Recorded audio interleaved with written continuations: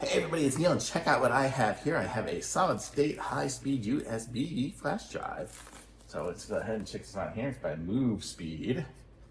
And let's open it up. I'll show you what it all comes with. So we have a little carrying strap, and then we have the little device. So this is here. Oh, cool. Look at that. So it can be USB. So if I want to plug it into a USB port, I can use that. Or I have the ability on this side here, USB-C, plug it in that way.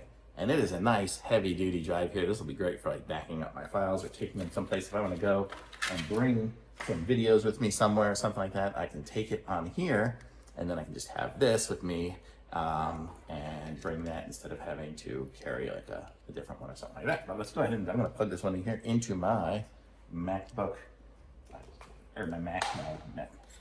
Mac is already going. Okay, so here it is here, and this is the MoveSpeed, and it is a 0.5 terabyte. So this is going to hold a lot of stuff. And I have it plugged in here on the USB side, just on my one there. If I was to go and just take some, actually here, I'll just take a video here, and I want to load it in here. See how quick it goes. It's going to go pretty quick.